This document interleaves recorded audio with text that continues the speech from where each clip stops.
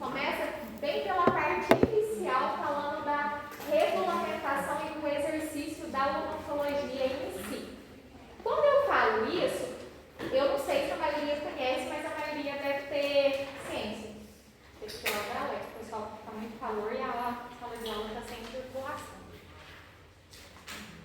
Não vou passar não, só um minutinho. Quando a gente fala, então, na regulamentação e na fiscalização do exercício da nossa profissão, o que vocês acham?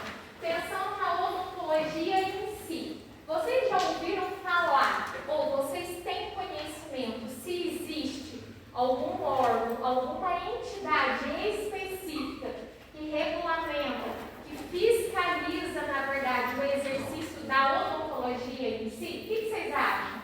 Ou não? A odontologia é fiscalizada, vamos supor, pela polícia, pela vigilância sanitária? Ou existe algum órgão específico, uma entidade específica que fiscaliza a odontologia? Tem ou não tem? O que vocês acham? Tem, né? Vocês já ouviram falar como que chama essa entidade que fiscaliza especificamente a odontologia dentro do nosso país? Então, a gente vai estudar a regulamentação da odontologia no Brasil. Na Argentina, nos Estados Unidos, em cada país, vai ter uma fiscalização e uma regulamentação diferente. Nós vamos estudar, então, dentro do Brasil. Quem que fiscaliza? Quem que direciona a prática da nossa profissão aqui no Brasil, meninos? A gente tem duas entidades, né, que vocês já devem ter ouvido falar. A gente tem o CFO, Conselho Federal de Odontologia, e a gente tem vários CROs. O que são os CROs? Conselhos Regionais de Odontologia. O que significa, então, eu falar Conselhos Regionais de Odontologia? O que vocês acham que significa isso? O federal a gente entende, né? É o único conselho que tem uma abrangência nacional, porque ele é federal. Então, ele vai determinar, ele vai direcionar atos normativos, resoluções para o Brasil inteirinho. Mas dentro deste contexto, a gente tem os conselhos regionais. O que significa, então, eu falar conselho regional? Será que o conselho regional é um conselho regional por cidade? Não. É por quê? Por qual região que ele trabalha? O que será que significa isso? Por estado. Então, os conselhos regionais, a gente tem 27 conselhos regionais, mais o Distrito Federal, aqui no nosso país. Então, são os conselhos regionais, são os conselhos de cada estado do nosso país que vai existir ligado lá no topo da pirâmide do Conselho Federal, certo? Ficou bem claro, então? Então, a gente tem um Conselho Único Federal, que tem uma abrangência nacional. E o que ele faz? Ele cria atos normativos, julga processos éticos, determina resoluções. E aí a gente tem o costume de falar que tanto esse Conselho Federal como os conselhos regionais são chamados e são conhecidos de autarquias. Vocês já ouviram falar nesse termo jurídico um pouquinho? É um termo que às vezes assim, a gente escuta por alto, mas muitas vezes a gente não entende muito o que significa isso. Tanto o federal como os regionais são autarquias. O que é eu falar autarquia?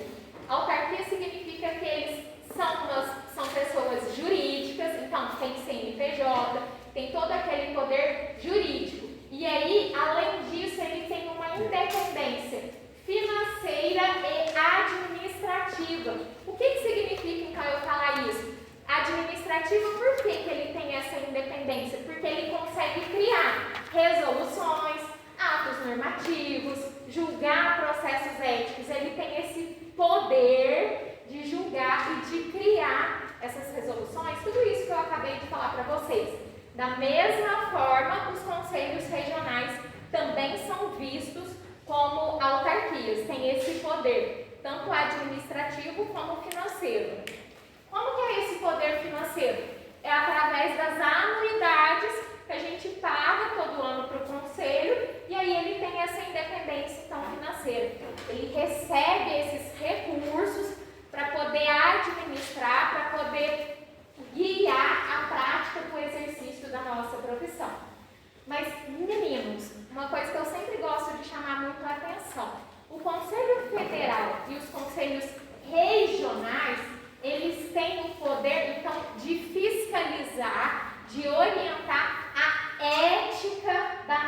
profissão. Então, ele vai guiar tanto a ética do profissional em si, como da profissão, da odontologia como um todo, como um geral. Então, vejam só, os nossos conselhos regionais e o Conselho Federal, ele é orientado mais para a parte ética, de orientar mesmo. Por isso que existe o Código de Ética Odontológica, que vocês já devem ter ouvido falar. Mas o que é permitido e o que é proibido no exercício de uma profissão tem que ser determinado e direcionado por uma lei federal, que é diferente, né? Então, vejam só, os conselhos, eles têm o poder fiscalizatório, o poder regulamentatório, o poder de determinar o que é de direito e o que é proibido para um cirurgião dentista, é através de uma lei federal, como qualquer outra lei que possa existir dentro do nosso país. Então, quando eu falo isso, vejam só, a Lei Federal 5.081 de 66, que vai determinar, olha aqui, ó, que vai regulamentar o que é permitido se fazer dentro do exercício da odontologia. E aí, o que os conselhos vão fazer? Vão fiscalizar se essa profissão está sendo realizada e seguida de acordo com o que é previsto em lei e de acordo com o que é previsto no Código de Ética Odontológica. Lembrando, então, que a lei foi criada por um Conselho Federal, assim, ela passa lá desde o Senado, desde a Câmara, tem a aprovação de uma lei normal, enquanto o Código de Ética ele é aprovado dentro só lá do Conselho. Tem o Conselho Federal, ele solicita a presença de todos os conselhos regionais e aí cria um código de ética que a gente tem que seguir. Então, os conselhos, poder fiscalizatório. A lei federal, que tem o poder regulamentatório, que tem o poder de determinar o que é permitido e o que é proibido para o exercício da nossa profissão, tá? Não tem muito costume de cair no concurso público, mas a lei federal que criou o Conselho Federal de Odontologia e os conselhos regionais, se vocês quiserem anotar, tá? A Lei 4.324 de 64. Então, foi a lei que criou o Conselho Federal e os conselhos regionais. Lei 4.324 de 64. E aí, quem tiver curiosidade de ler, a lei acaba falando bem especificamente, bem geral sobre todos esses conselhos. E aí lá ela define esse conceito de autarquia. Ficou bem claro para vocês o que seria uma autarquia? Vocês conseguiram entender de uma forma um pouquinho mais simplória e colocando um linguajar mais nosso do que o linguajar jurídico. Eu falo que o linguajar jurídico, para a gente que é da área da saúde, muitas vezes a gente fica meio perdido e não consegue compreender. Conseguiram diferenciar, então, o poder fiscalizatório dos conselhos para o poder regulamentatório, que é através de uma lei federal? Então, a lei que foi criada, que regulamenta, que determina o que eu posso ou não fazer, Lei 5.081 de 66. Pessoal, cai muito em concurso público essa lei aqui. Por quê? Porque é a lei que vai determinar o que eu posso e o que eu não posso fazer enquanto cirurgião dentista, tá? Então, essa lei, eu especificamente gosto de trabalhar ela bem na íntegra com vocês, porque é a partir dela que eu consigo saber o que é permitido, o que é proibido, e aí eu consigo depois fazer o link e cruzar as ideias com o Código de Ética. Vocês vão ver que o Código de Ética é como se fosse uma cópia da lei, mas mais detalhado do que seria a ética do exercício da minha profissão. O que seria recomendado se fazer com a equipe de saúde bucal, com o nosso paciente, com os outros profissionais, com tudo que rege durante a prática da odontologia em si, tá? Então, a Lei 5.081 é um dos pontos. Meu computador está hibernando aqui, mas eu não vou saber tirar agora não. Eu vou mexendo aqui na hora que ele trabalha, tá, meninos?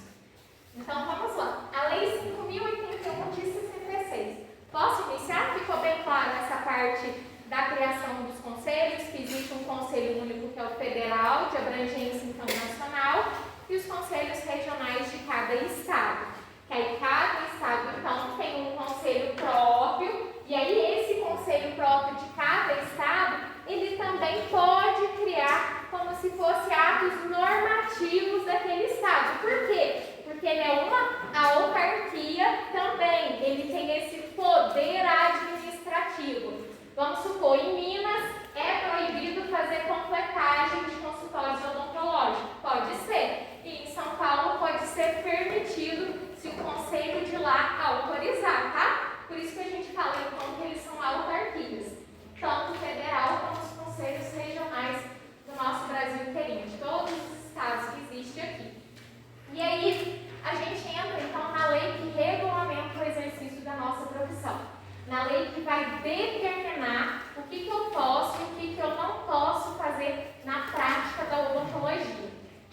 Vejam só, meninos, o primeiro artigo, ela fala que ó, o exercício da odontologia é regido pelo disposto na lei. Então, vejam, é a lei federal que vai determinar o que eu posso fazer para poder exercer a odontologia dentro do nosso país. Só que se a gente olhar, olha só, a lei é de 66, a gente está no ano de 2022. Então, a lei ela é completamente desatualizada, pensando na odontologia que a gente tem nos dias atuais. Então, se vocês fossem ler a lei sozinhos, passem o olho aí. A gente fica, às vezes, até com dificuldade de entender o que essa lei quer dizer, o que significa, o que ela está falando em cada artigo, em cada inciso, em cada linha. Então, por isso que muitas vezes eu gosto de adaptar ela na prática dos nossos dias atuais, para vocês conseguirem mesmo inserir o que é permitido e o que é proibido. Tem um projeto de uma nova lei lá na Câmara para poder ser aprovada e aí entrar em vigor no lugar dessa daqui. Mas não vejo com bons olhos, não acho que isso vai acontecer tão cedo de ter essa mudança de lei. Então, assim, enquanto não acontece, a gente tem que seguir e os conselhos também seguem o que é determinado por essa lei 5.081 de 66. E aí, vai ser apenas no segundo artigo que ela vai falar o que eu preciso de ter para exercer a nossa profissão, para exercer a odontologia. E aí eu pergunto, o que vocês acham que eu preciso de ter para exercer a odontologia dentro do nosso país? Qualquer pessoa pode exercer a profissão? Não pode, né? O que eu preciso ter para exercer a odontologia de uma forma regulamentada por lei? O que é exigido para eu ser caracterizada como uma profissional legalizada exercendo a odontologia? O que vocês acham? Preciso do CRO. Para eu conseguir o CRO, o que eu preciso antes? Tenho que concluir o ensino, eu tenho que concluir a minha graduação em odontologia. Então vejam aqui, quando eu falo isso, quando cai em concurso público, geralmente eles usam o termo: eu preciso de ter uma autorização legal para o exercício da odontologia. O que seria a autorização legal? Eu ter uma habilitação profissional e uma habilitação legal para a prática da minha profissão. O que seria a habilitação legal, meninos? E a habilitação profissional, pelo que vocês acabaram de me falar? Onde que entra a finalização da minha graduação? Onde que entra o conceito de concluir a graduação em odontologia? Entra aqui ou entra aqui?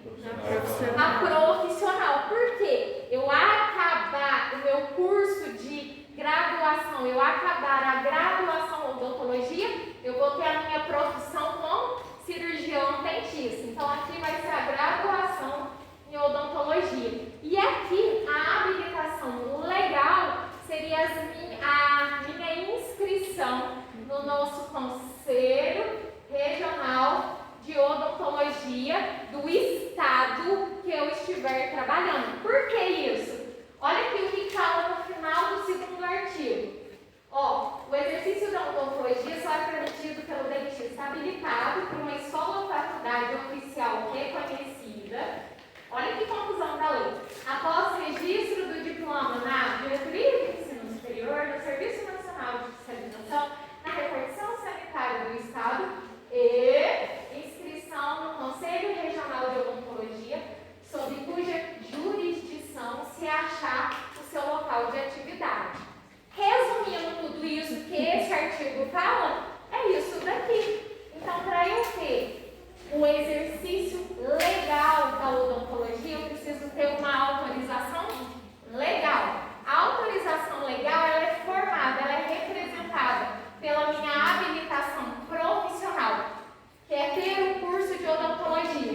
escola ou numa faculdade oficial reconhecida. Hoje em dia não existe isso mais, meninos. Todos os cursos de odontologia são reconhecidos pelo MEC para poder existir. Então, vocês já saem com o diploma de vocês, com todos esses registros que o artigo está falando. Por isso que acaba ficando difícil a gente ler, porque a gente não precisa mais procurar todos esses registros. Já é automático que isso acontece. Então, eu acabo a minha graduação, eu tenho a minha habilitação profissional. Depois de ter concluído a minha faculdade e, meninos, ter colado grau, eu vou conseguir tirar a minha habilitação legal. O que é isso? Fazer a minha inscrição no CRO do estado que eu for trabalhar. Então, vejam só. Se eu for trabalhar em 3 estados, meninos, o que eu preciso fazer? 3 inscrições no CRO diferentes dos estados que eu for trabalhar. Então, para cada estado que eu for trabalhar diferente, eu preciso de ter uma inscrição específica para aquele estado. Por quê? Porque senão eu vou começar a mudar o meu conceito. Olha aqui, isso daqui então é o exercício regular ou o exercício legal da odontologia, tá? Botou um L e um R para vocês lembrarem. Então, é exercício legal ou exercício regular da prática da nossa profissão. Vejam só, se eu já sou formada e trabalho no estado de Minas inscrita e começo a trabalhar no estado de São Paulo, mas não tenho inscrição lá, como que eu poderia ser chamada no estado de São Paulo? Pensando nesse conceito de exercício regular, o exercício legal da odontologia, o que vocês acham? Exemplo de novo, ó, sou formada em odontologia, já colei o meu grau e tenho inscrição no estado de Minas. Em Minas eu estou regular, né? Tá tudo ok. Comecei a trabalhar em São Paulo, mas ainda não fiz o meu CRO do estado de São Paulo. Como que pode ser chamado o exercício da Andressa no estado de São Paulo? O que vocês acham? Irregular. Foram isso que vocês falaram, né? Por que é irregular? Porque eu já tenho a minha habilitação profissional, eu já sou formada, eu já tenho a colação de grau e eu já estou em dia em um estado, eu estou certinho. Só que naquele outro estado, por exemplo, no estado de São Paulo, eu estou exercendo a odontologia como um exercício irregular. Irregular por quê? Porque eu ainda não tenho inscrição naquele estado para poder trabalhar. Vejam que aí é diferente de exercício ilegal. O que seria o exercício ilegal da odontologia? O que vocês acham? Você não tem a habilitação profissional para exercer a odontologia. Então, no irregular, eu tenho falha na minha habilitação legal. Outros exemplos: não estar inscrita, não estar em dia com o conselho, ter algum processo ético. São todas as situações que estão associadas com o conselho especificamente. Enquanto que o exercício ilegal é quando eu não tenho nem a minha habilitação profissional, eu não sou nem formada em odontologia e, consequentemente, eu não posso exercer a profissão. Quem consegue me dar um exemplo de exercício ilegal? Técnico odontológico atuando como dentista. Técnico odontológico atuando como dentista ou que vocês poderiam ser enquadrados? Um protético fazendo procedimento também. Um protético também fazendo, porque a gente sabe que o protético não pode, é proibido, ele só pode realizar a confecção das próteses. A gente fala que o protético não pode pôr a mão na boca do paciente. Outro, que vocês seriam enquadrados. Oi? Auxiliar atuando. Auxiliar também atuando seria. Cuidado com o auxiliar, porque o auxiliar, se ele estiver sob supervisão do cirurgião dentista, tem uma lei específica, agora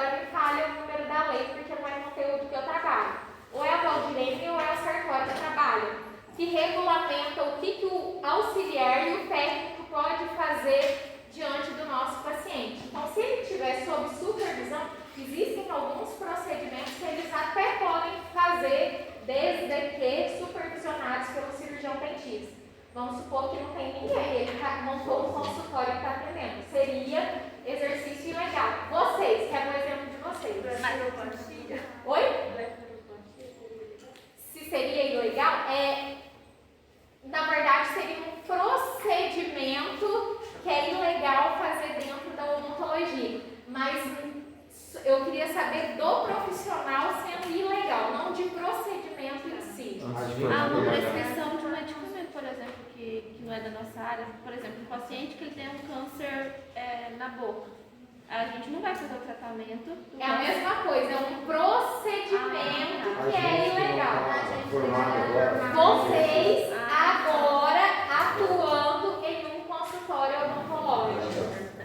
Isso mesmo, isso é exercício ilegal. O que as meninas falaram são procedimentos ilegais, que é diferente. Vejam só, é um procedimento que foge da arcada do cirurgião dentista, da prática, do que é regulamentado por lei. Enquanto que o exercício ilegal, o que seria então? Vocês, sem concluírem a graduação, estar atendendo em um consultório. Vejam que é diferente também de eu ser conveniada, a faculdade ter feito um convênio da Andressa, estudante, com aquela prefeitura, aqueles estágios que vocês podem fazer. Isso é regulamentado, vocês já viram, vocês têm que pegar um tanto de papel, tem que fazer todo o convênio da faculdade com a prefeitura, com o local. Isso é caracterizado como estágio e aí sim é permitido. Mas eu ir, por exemplo, na clínica Sorridentes, Andressa, estudante de odontologia do 7º período, e começar a atender, exercício ilegal, né? Não tenho a habilitação profissional e muito menos a habilitação legal para a prática da minha profissão. Você quer perguntar? Ficou claro esse conceito? Olha só, então quando eu falo em exercício ilegal da odontologia, meninos, isso daqui está previsto no Código Penal Brasileiro. O que significa isso? Crime! E aí esse crime está previsto no Código Penal Brasileiro nesse artigo aqui, ó, 282. O que fala o artigo 282 do Código Penal Brasileiro? Quem exercer, lá o Código Penal Brasileiro é muito antigo também, ele não usa o termo odontologia, ele fala arte dentária, medicina e enfermagem, vai responder por esse exercício ilegal da odontologia. Então, a prática da odontologia sem ser formado, sem ter a graduação em odontologia, é caracterizado como crime. Quando eu falo crime, o que acontece então com vocês, por exemplo, atenderem em consultórios odontológicos sem serem formados? O que pode acontecer com vocês? Se é crime fazer isso? O que vocês acham? Acho que a gente faz. Qual que é a penalidade? Não perde a graduação. Vocês acham que o CRO tem algum poder sobre vocês? Aí já é. Só para quem é formado e inscrito. Vai ser um processo federal? Um processo federal? Não é um processo federal, mas é mais ou menos nessa linha, Beatriz. O que será que pode acontecer comigo se eu estiver exercendo a odontologia de uma forma ilegal? Pode ter multa. Além da multa, o que será que pode acontecer, já que é considerado crime pelo Código Penal?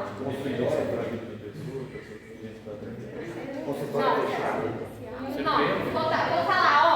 Eu, Andressa, tô ali, tô precisando de um dinheiro, vou roubar aquela loja ali.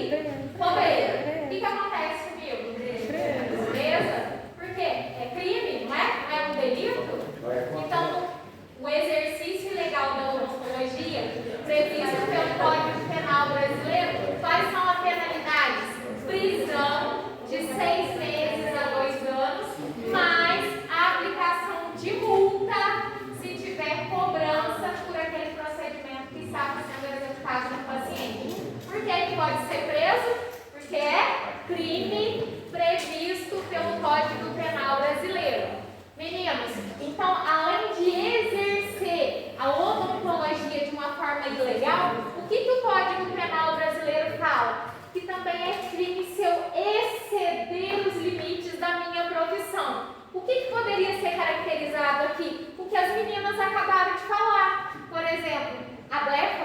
rinoplastia, a cirurgia de orelha, o tratamento de câncer que a Débora citou como exemplo, porque eu estou excedendo os limites da minha profissão. Eu estou atuando e estou praticando em algo que não é permitido se fazer enquanto cirurgião dentista. Andressa, aquele caso que o Kleber tinha falado do auxiliar e tal, aí você disse que se ele tiver sob supervisão, ele pode realizar algum procedimento, mas vamos supor que tem alguma complicação. Ele responde como ele fazendo um ato ilegal ou é o profissional? O profissional que responde nesse caso. É a mesma coisa de vocês aqui durante a faculdade. Se vocês erram ou se acontece alguma intercorrência durante o tratamento do paciente de vocês, não são vocês que respondem. Por quê? Porque vocês ainda não têm, teoricamente, o conhecimento adequado dentro da odontologia, não são formados e não são inscritos para poder responder por aquele tratamento. Então, quem responde é o professor responsável. Nesse caso, o técnico auxiliar só poderia atender sob supervisão. O dentista teria que estar ali, é coisa básica, é assim, fazer exame radiográfico, fazer uma profilaxia. Tem alguns procedimentos de raspagem, de adequação que o técnico até pode fazer, mas o dentista precisa estar acompanhando aquela conduta. E aí quem responde seria o dentista que está acompanhando, tá? Ficou claro esse conceito aqui? E aí vejam só então, o CRO não tem poder nenhum então sobre a Andressa trabalhando ilegalmente na Sorridentes, né? E aí, será que o CRO tem algum poder sobre a clínica? Que permitiu com que a Andressa atuasse de uma forma ilegal? O que vocês acham? Sim. E quem será que responde por aquela clínica? O que vocês acham? O dono. Olha só, no Brasil existe alguma exigência que fale que só dentistas podem abrir clínicas odontológicas? Não. Então, será que o dono pode responder por permitir a prática ilegal da odontologia por parte da Andressa? É a pessoa responsável por... técnico responsável. Isso mesmo, isso. A gente chama de responsável técnico pela clínica. Por quê? Porque a clínica pode ser aberta, ela pode ser criada por qualquer pessoa. Não tem nada que exija que o dono seja um cirurgião dentista. Mas o código de ética exige que toda clínica odontológica tenha um responsável técnico. E esse responsável técnico tem que ser um cirurgião dentista formado e habilitado. Por quê? Porque aí sim ele tem conhecimento, deveria, né? Ter conhecimento do que é permitido, do que é proibido, e ele sim pode responder perante ao CRO por permitir a prática ilegal da odontologia, tá? Então, o conselho vai ter poder, igual o nosso colega falou, sobre quem é inscrito, quem é formado em odontologia. Quem não é, ele não consegue fazer nada. Nesse caso aqui, vocês, por exemplo, poderiam receber voz de prisão da polícia. O conselho não pode fazer nada com vocês. Por isso que o conselho não consegue impedir de acabar de se formar. Vocês iam responder um processo lá na esfera penal por exercício ilegal, mas não tem nada na lei que fala assim: a Débora fez esse crime, agora ela não pode mais concluir a formatura em odontologia, não tem nada que proíba. Então, assim, vocês podem responder aquele processo e depois, por exemplo, conseguir acabar a faculdade, aí vocês terão a habilitação profissional e depois poderiam fazer a inscrição nos conselhos regionais e aí vocês estariam com a autorização legal para a prática da profissão, tá? Ficou claro isso? Conseguiram entender? Pode perguntar. Por exemplo, a gente não pode fazer estágio em um consultório de alguém. Só se for conveniado com a faculdade. Até onde eu sei, a faculdade não faz esses estágios, esses convênios com consultórios particulares. Eu acho que é só com prefeitura, com PSF, com a PAI, com essas entidades que têm um serviço público mesmo. Se você atender um consultório particular, você pode ser caracterizado como exercício ilegal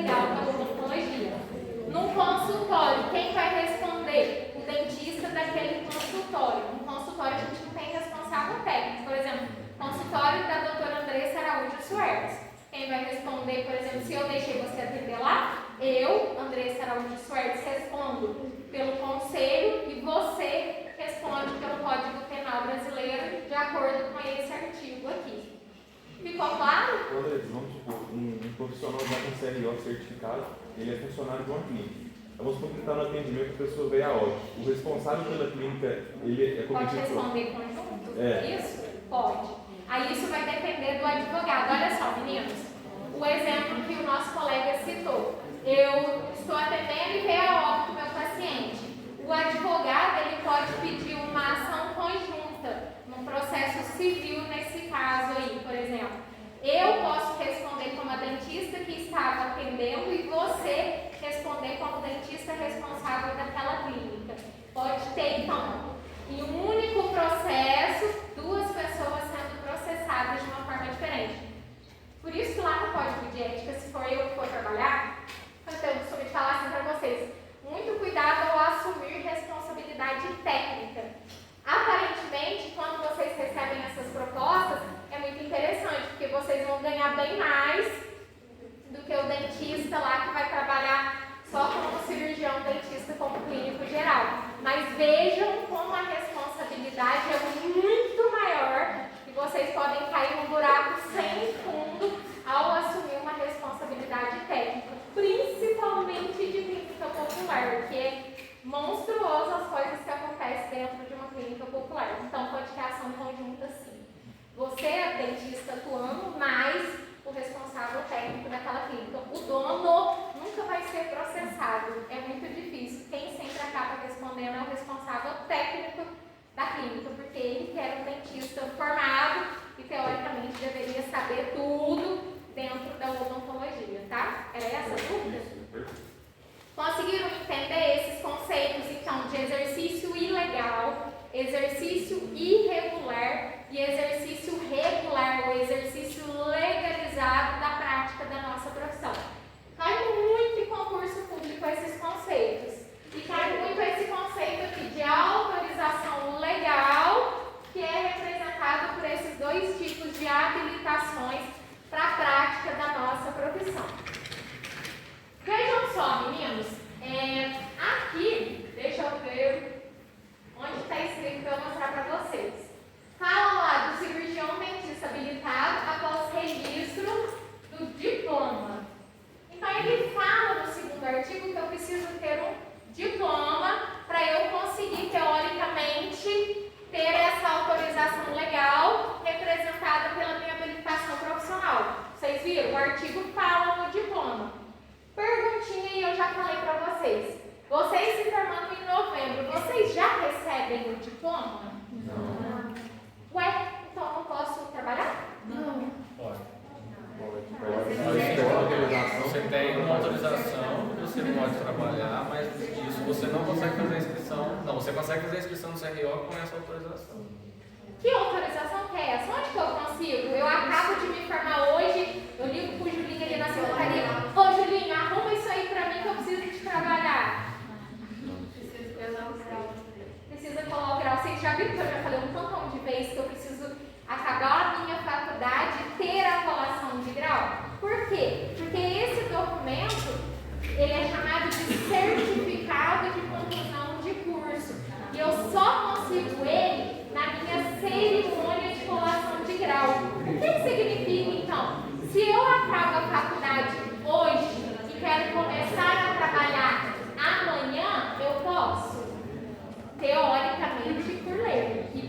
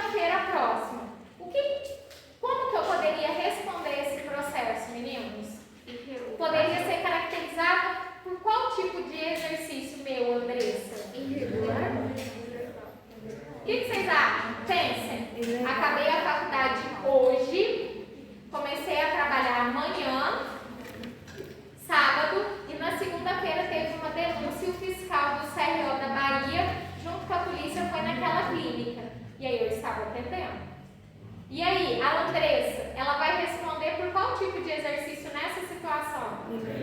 De acordo com esses conceitos que a gente viu. Irregular ou ilegal? Eu acho que é irregular. Quem que acha que é ilegal, por que acha que é ilegal? E quem acha que é irregular, por que é irregular? Pode falar. Não é ilegal, você só é considerado legal quando você tem um diploma com a formação. Ou certificado de conclusão de curso. Você não sabe. Eu não tenho nada. Por isso que é considerado ilegal. Eu consigo provar que eu acabei a minha graduação? Não tenho nada que prove que eu tenho já a minha habilitação profissional. Por isso que não serve o exercício irregular. Por quê? O exercício irregular, lembra quando eu falei para vocês que eu acabei a minha faculdade e já colei o grau. Eu já então tenho um documento que prove que eu finalizei a graduação de odontologia. Quais seriam esse documento? Ou o meu diploma ou o meu certificado de conclusão de curso. O certificado de conclusão de curso só se consegue na cerimônia de colação de grau. Eu não consigo, ligando na pirâmide, insistindo com o professor Marcelo ou com o Julinho. Ninguém dá. Tem que ter uma cerimônia oficial para poder entregar esse certificado. Por isso que nesse exemplo que eu dei para vocês, seria uma pessoa exercendo teoricamente e legalmente a odontologia, porque eu não consigo provar que eu concluí a minha graduação dentro de odontologia e poderia exercer então como cirurgião dentista. Ficou claro? Conseguiram entender? Então, ó, para eu começar, então eu tenho que colar grau para poder iniciar esses atendimentos. Colei o grau, meninos, e fui trabalhar no estado da Bahia. E aí o fiscal passou lá. Nesse outro exemplo, como que eu seria caracterizado se eu ainda não tiver inscrição no estado da Bahia? Irregular. Aí seria irregular, porque eu já tenho documento que prova que eu acabei, que eu concluí a minha faculdade, eu só não estou em dia com o Conselho Regional do Estado que eu estou trabalhando, tá? Vou falar só um pouquinho das inscrições e aí a gente encerra. Então, falando nessa parte dos conselhos que eu preciso de me inscrever, a gente precisa conhecer quais são os tipos de inscrições que o Conselho Regional de Odontologia permite para um cirurgião dentista. Olha só, a gente tem essas inscrições aqui. Eu tenho a minha inscrição provisória, eu tenho uma inscrição principal, tem uma inscrição secundária, tem uma inscrição de especialista, tem uma inscrição que é chamada de remida e tem uma que é chamada de visto ou inscrição temporária. Vocês já ouviram falar nessas inscrições do Conselho Regional de Odontologia? Nunca ouviram falar, mas vocês já sabiam que precisava fazer a inscrição para poder exercer a nossa profissão, né? Então, olha só, a sequência que a gente inicia com a nossa primeira inscrição é essa aqui, inscrição provisória. Por que vocês acham que ela é chamada de inscrição provisória? O que será que eu vou levar para o Conselho Regional do Estado que eu estiver trabalhando para conseguir essa inscrição? Para exercer a odontologia de uma forma regulamentada, de uma forma regular. O certificado de conclusão de curso. Por isso que ela é chamada de inscrição provisória, porque eu ainda não tenho o diploma em mãos, conforme a Lei 5.081 exige. Lembra lá que eu mostrei para vocês? Precisa ser formada em uma faculdade, né? Após registro do diploma. Então, eu não tenho diploma ainda, eu tenho, teoricamente, só o certificado de conclusão de curso em mãos, porque eu já colei grau. Então, a inscrição provisória, meninos, é essa, é a primeira inscrição que vocês vão conseguir após a conclusão do curso. Precisa ter colado grau, eu vou procurar o CRO do estado que eu estiver trabalhando, com o certificado de conclusão de cursos, do curso e mais toda uma série de documentos, para quem quiser depois eu posso passar a planilha do CRO, CPF, RG, histórico, comprovante de residência. Para os meninos tem que ter aquela reservista em dia, carimbada, certinho, porque senão não consegue. Foto e toda uma série de documentos. E aí vou conseguir tirar minha inscrição provisória. O que vocês acham, meninos? Será que essa inscrição provisória tem algum prazo de validade ou eu vou poder ficar exercendo infinitamente por um tempo indeterminado a odontologia só com esse certificado de conclusão de curso? O que vocês acham? Ela tem uma validade. A inscrição provisória, vocês podem ficar com ela no prazo de 2 anos. Então, até 2 anos depois de colado o grau com certificado de conclusão de curso, vocês têm essa inscrição provisória válida, com validade para a prática legalizada da nossa profissão. Passou os 2 anos, o que eu tenho que fazer? Ou antes desses 2 anos, o que vocês acham? Para eu continuar exercendo. Quando que eu consigo chegar na minha inscrição principal? O que eu tenho que A fazer? faculdade tem que emitir O diploma a faculdade tem que emitir, e aí eu tenho que levar o meu diploma no CRO do estado que eu estou trabalhando para passar da inscrição provisória para a inscrição principal. Eu só tenho a minha inscrição principal após a apresentação do diploma no Conselho Regional daquele estado que eu estiver trabalhando, tá? E isso tem que acontecer dentro de um prazo de 2 anos. Passou o prazo de 2 anos, eu esqueci de pegar meu diploma lá na Unifenas e continuo trabalhando. Como que eu poderia responder? Por qual tipo de exercício nesse caso, meninos?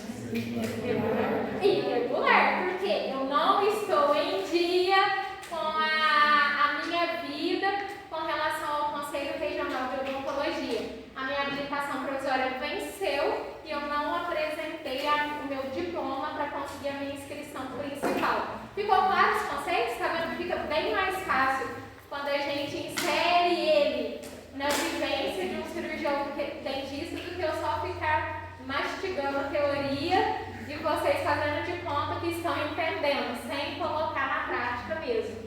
Então, eu preciso, dentro desses 2 anos, apresentar, senão eu respondo como uma profissional irregular praticando a odontologia, tá? Unifenas geralmente entrega em 6 meses, tá, meninos? Vocês já conseguem pegar o diploma. Então, conseguiu pegar o diploma, vai lá e já apresenta no Conselho Regional do Estado que vocês estão trabalhando, que aí ela já vai ser validada. A provisória vocês vão receber uma como definitiva, tá? Só não esqueçam de pegar o diploma para poder fazer isso, senão vocês vão responder um processo como profissional irregular por não estar em dia no conselho, tá? Inscrição provisória. Paga a anuidade do mesmo jeito como qualquer outro cirurgião dentista e responde como qualquer outro cirurgião dentista pensando em processo ético. A única diferença é que vocês, enquanto profissionais provisórios, não podem votar nas eleições dos conselhos regionais de odontologia. Para presidente, tesoureiro, aquelas coisas todas de chapa. Então, isso é a única coisa que um profissional provisório não pode, tá? Votar. O restante enquadra perfeitamente como qualquer outro profissional. Com relação à anuidade, me formei em novembro, consegui colar grau em dezembro. E vou fazer inscrição no CRO de Minas, que é onde eu vou trabalhar. O que vocês acham? Será que eu tenho que pagar a anuidade do ano de 2022 integral? Já que eu vou fazer a minha inscrição ainda em 2022, ou eu espero virar o ano para 2023 para poder dar entrada? Ou será que é com relação aos meses do ano, aos dias que faltam para encerrar? O que vocês acham? Tem que ser os Alguém consegue pensar? Esse ano eu acho que foi 500 e pouquinho. Não é tão caro se for ver. Tem outros conselhos que são bem mais caros. Acho 530 e poucos. A nossa unidade. Entenderam a minha pergunta? Eu acho que você paga retroativo. Retroativo aos dias do ano que faltam para poder se encerrar, tá? Então vamos supor que é 530, vai dividir por 360, vai ver o valor dos dias, e aí vocês terão que pagar a anuidade fizeram, por exemplo, a inscrição em dezembro, mais a anuidade que vira 2023, que já chega no mês de janeiro, tá? Mas eu não vou pagar a anuidade de 530 e tantos em 2022, mais 530 e tantos em 2023. Vou pagar, sei lá, R$50 em 2022 e mais depois o valor fechado do ano de 2023, tá? Então, o valor da anuidade que eu for pagar no momento da inscrição é com relação aos dias do ano que faltam para encerrar, igual a Mara falou mesmo. Vou trabalhar em 3 estados inicialmente, que ótimo, mas que tristeza, você vai ter que pagar 3 anuidades dos 3 estados, tá? Então, assim, cuidado na hora que vocês se formam, porque eu fico iludida e quero trabalhar e quero fazer tudo. Então, assim, trabalhem, mas vocês, para trabalhar de uma forma legalizada, de uma forma regulamentada, eu preciso estar inscrita. Então, assim, escolham primeiro direitinho o estado que vocês vão trabalhar para poder dar entrada no conselho e, consequentemente, fazer o pagamento das anuidades, tá? Posso trabalhar nos 27 estados do Brasil e mais o Distrito Federal? Sim, sem problema nenhum. O que você tem que fazer? Pagar 27 anuidades mais do Distrito Federal de todos esses estados que vocês estão trabalhando, tá? É a única exigência, estar inscrito naquele estado para você trabalhar. Se eu estiver trabalhando sem ter a inscrição, exercício irregular, abre um processo ético e tem todos os trâmites do conselho, tá? Mas vocês podem trabalhar em quantos estados, em todos os locais que vocês estiverem com vontade e quiserem trabalhar desde que estejam em dia, tá? A inscrição principal é essa. Então, que eu tenho o meu diploma apresentado para o conselho e aí eu vou poder começar a participar dos votos do nosso conselho regional do estado que eu estiver trabalhando. Provisória, colei grau e só tenho o certificado, 2 anos de validade. Consegui apresentar o meu diploma, mudo automaticamente para a inscrição principal. E aí, então, vocês têm inicialmente a inscrição, a carteirinha provisória, apresentou o diploma, o CRO envia uma nova carteirinha que vai ser a principal de vocês, tá? E não tem diferença nenhuma, a única diferença é que uma é inscrito provisória e a outra vai ser a inscrição principal. Não tem validade, tá? Validade infinita enquanto vocês estiverem inscritos naquele estado que vocês optaram por trabalhar. Meninos, eu falei aqui em inscrição secundária. O que seria a inscrição secundária do CRO? O que vocês acham? No caso, 2 CRO? Isso, 2, 3, 4. Então, ó, o que é a minha inscrição principal? É aquela primeira inscrição que eu tiro, vamos supor, no estado de Minas Gerais. Então, a minha inscrição principal é no estado de Minas Gerais. Mara, eu vou trabalhar na Bahia e em São Paulo. Eu tenho inscrições secundárias. Inscrições secundárias de São Paulo e da Bahia. Posso ter, então, quantas inscrições secundárias eu quiser, tá? A principal, então, é aquela primeira, daquele primeiro estado que vocês tiram. Olha só, tem a principal em Minas, tenho secundária na Bahia e tenho secundária no estado de São Paulo. Vou cancelar minha inscrição principal do estado de Minas, porque eu não atendo mais, e vou ficar só com Bahia e São Paulo. Qual que vai ser a principal? Aí depende, vai ser aquele próximo estado que você fez a inscrição primeiro. Vamos supor que aí você fez em Minas, São Paulo, depois e Bahia. A tua principal acaba ficando no estado de São Paulo, tá? Isso é só nomenclatura, tá, meninos? É meramente uma nomenclatura para vocês conhecerem. Então, a principal é a primeira que vocês fazem e as secundárias são daqueles outros estados que vocês têm que se inscrever para poder exercer a profissão, tá? Depois a gente tem a inscrição de especialista. O que será que é isso? E para que será que me serve uma inscrição de especialista?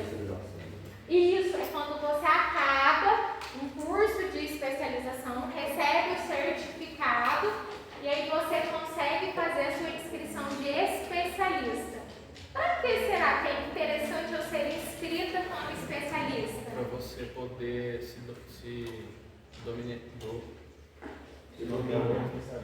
denominar como especialista. Você Perfeito. pode colocar no seu Para eu consultório. fazer anúncio e propaganda das especialidades.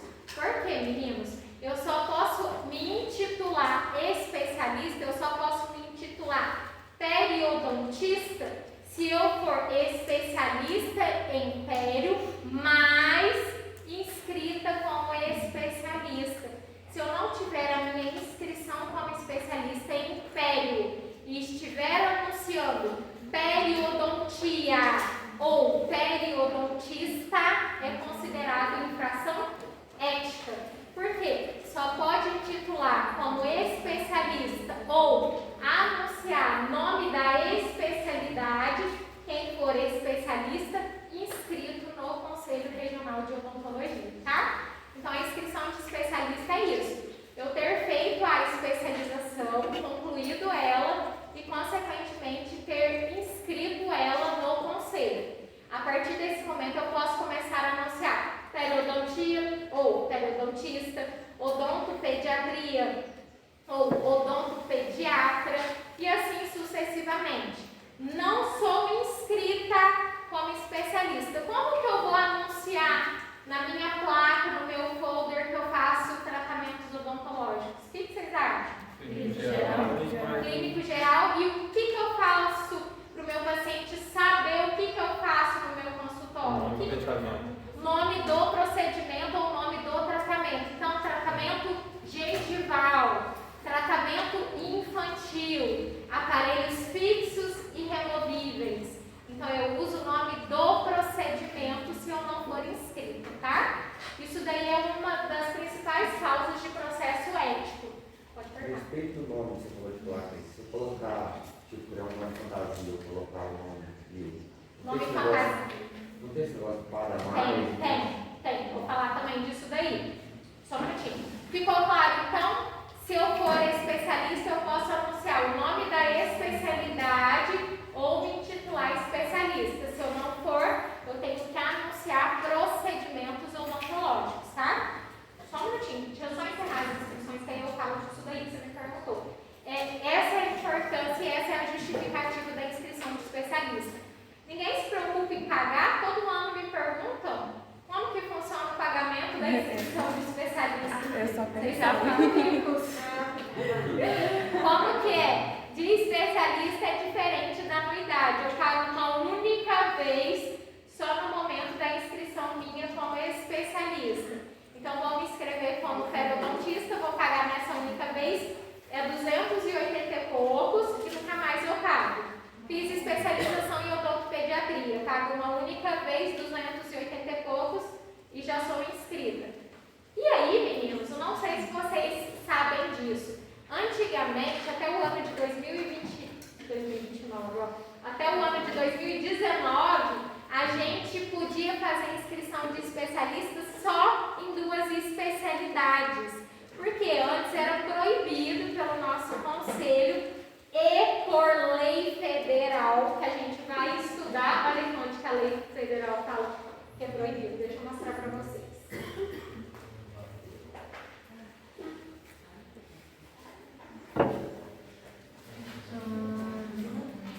Olha aqui, ó. É vedado ao cirurgião dentista exercício de mais de 2 especialidades. Mas não vou entrar no mérito da questão, porque senão não consigo encerrar isso. Então, tanto por lei como pelo Código de Ética, falava que, por lei ainda fala, né, já que a lei está vigente, pelo Código de Ética não fala mais, porque tem uma resolução que fala, é a resolução número 195 de 2019, que fala que a partir daquele ano é permitido se fazer quantas inscrições de especialista que vocês quiserem, desde que tenham concluído o curso de especialização, tá? Então, por essa resolução do Conselho Federal, 195 de 2019, passou a ser autorizado a fazer quantas inscrições vocês quiserem. Isso daqui depois eu entro no mérito da questão na hora que a gente chegar nessa parte da lei, tá? Então, agora eu posso me inscrever em quantas eu quiser e, consequentemente, posso anunciar todas aquelas especialidades que eu estiver inscrita no conselho. o nome da especialidade ou o título de especialista, tá? Odontopediatra, odontopediatria, periodontia ou periodontista. Harmonização orofacial, consigo substituir esse termo por algum termo leigo para o paciente entender sem colocar harmonização orofacial? Aplicação de botox. Pois é, aí seria o procedimento, assim, pode até colocar, mas o conselho ele ainda não está notificando quando você coloca harmonização orofacial sem ser especialista em harmonização orofacial, tá? Ainda não está notificando, mas eu acho que ele vai chegar um ponto que vai acabar fazendo notificação para quem coloca harmonização orofacial sem ter a especialidade, já que desde o ano de 2019 também foi criada a especialidade de harmonização orofacial, tá? Implantes. Eu consigo substituir o termo implantes por outro para poder anunciar que no meu consultório eu coloco implantes? Lógico que implantodontia e implantodontista eu não posso, concorda? Implantes eu posso colocar? O que vocês acham? Posso colocar, porque senão eu ia colocar assim, coloca parafusos no meu consultório. Não faz sentido, né? Então o termo implantes eu posso utilizar, só não posso utilizar o termo da especialidade ou da disciplina, implantodontia ou implantodontista, tá? Ficou claro esses conceitos para vocês? Depois a gente tem a inscrição remida. Alguém já ouviu falar nessa inscrição remida? O que significa a inscrição remida? É a inscrição que vocês poderão ter e conseguir a partir de uma certa idade, não vai ter mais a necessidade de pagar as anuidades do CRO. Olha que ótimo! A partir de 70 anos, vocês podem solicitar junto ao CRO a inscrição remida, que não precisa mais de pagar as anuidades e podem continuar exercendo a odontologia sem ser caracterizado o exercício irregular, tá? Com 70 anos, espero que vocês estejam aposentados, ricos em uma praia e vivendo feliz da vida, sem ter a necessidade de depender da odontologia, tá? Mas existe esse momento que aí recebe um certificado, tem toda uma cerimônia que o conselho faz para os profissionais que ainda exercem com essa idade. É uma cerimônia muito bonita. Infelizmente, o professor João não está mais aqui com a gente, mas ele teve uma cerimônia lá na Unical para receber a inscrição remida dele na época que ele atingiu a idade, e aí ele podia continuar atendendo sem ter a necessidade de pagar todos os anos a anuidade do conselho. E todos os profissionais que são um pouquinho mais velhos, né, que ainda exercem, conseguem essa vantagem do conselho, mas só nessa idade, tá? E aí, a gente tem esse daqui, ó. Vocês viram que eu coloquei ele como visto temporário e não coloquei como inscrição? Tem alguns conselhos que chamam ele tanto de visto como inscrição temporária. O que é isso? É só para vocês entenderem. Lembra que eu falei para vocês, então, que para eu trabalhar em vários estados, eu tenho que ter inscrições, né? Agora vocês conseguem falar, eu tenho que ter inscrições secundárias daqueles outros estados que eu estou trabalhando. O que seria esse visto temporário ou inscrição temporária? Exatamente, é isso mesmo. Como que funciona então? Eu preciso estar inscrita em um estado, preciso estar em dia, por exemplo, em um estado. Estou em dia inscrita no estado de Minas Gerais. E recebi uma proposta para trabalhar no estado de São Paulo, mas eu ainda não sei se vai dar certo. O que o conselho faz? Ele te dá a opção de você solicitar um visto temporário para trabalhar por 90 dias consecutivos naquele outro estado que você recebeu essa proposta. E isso é chamado de visto temporário.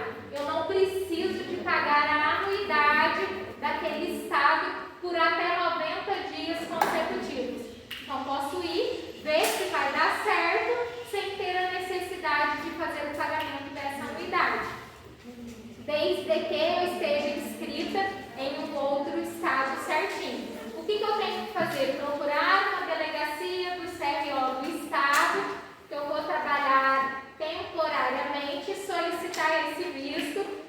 vai escrever na nossa carteirinha e aí por até 90 dias. Passou os 90 dias, ou eu paro de trabalhar, ou eu faço a solicitação da minha inscrição secundária, tá? Meninos, uma única vez na vida profissional de vocês por estado, tá? Fiz visto temporário de 90 dias no estado de São Paulo, nunca mais eu consigo. Consigo em todos os outros estados ainda. Fiz para Bahia, nunca mais consigo para Bahia. Fiz para o Rio de Janeiro, nunca mais eu consigo para o Rio de Janeiro. Uma única vez por estado e por até 90 dias. Não fiquei os 90 dias, fiquei 15 dias de desistir e depois quero tentar o meu restante que eu tenho. Consigo? Nunca mais. Perdi os dias que eu tinha de direito, tá? O visto é dado por 90 dias. Vocês podem ficar por até 90 dias sem ter a necessidade de fazer uma inscrição secundária daquele estado. Ficou claro esse conceito inicial, os tipos de inscrições, os tipos de exercício que a gente pode ter, o Código Penal que fala que é considerado crime tanto o exercício ilegal como exceder os limites da nossa profissão. Vou fazer uma ressalva antes de fazer a chamada. Vocês acompanham a internet, claro, com certeza, e vocês viram um processo que teve, vocês já sabem, cirurgia de orelha, cirurgia aqui de pálpebra e muitas outras cirurgias ainda é proibido pelo cirurgião dentista. Vocês viram em pauta um processo que teve aqui em Minas, de um grupo de cirurgiões dentistas contra o CRO de Minas por proibir a cirurgia de orelha e de pálpebra? E que o juiz deu ganho de causa para os dentistas? Vocês chegaram a acompanhar? Ah, é? Não sabia não, acho que são 2 dentistas, não é? Ah, não sabia não. Então, teve isso daí. E aí muita gente começou a questionar. Olha, então agora é permitido, porque pela resolução 230 do nosso Conselho Federal, a gente vai estudar mais adiante, é proibido o cirurgião dentista fazer esses procedimentos, está excedendo o limite da profissão. Não, meninos, não é permitido, continua sendo proibido. Foi permitido e foi autorizado para aqueles 2 dentistas que entraram com um processo civil contra o CRO por ter realizado esses procedimentos. Todos os outros dentistas continuam proibidos, tá? Muita gente começou a achar que agora é permitido e eu vou fazer. Nesse caso, tipo assim, eles entrou na justiça para não responder aquele Processo ético. mas eles não podem fazer mais. Não, agora é só nesse processo. Assim, teoricamente, o juiz deu ganho de causa para eles, para os processos éticos serem anulados. Não existir, mas a proibição ainda continua, tá? O dentista ainda não pode. É só uma sutura e não sei o que da orelha? Pode ser, mas não é campo de atuação, não é área de atuação do cirurgião dentista, tá? Depois, quem tiver curiosidade, pesquisa aí no Google desse processo. Foi assim, um bafafá.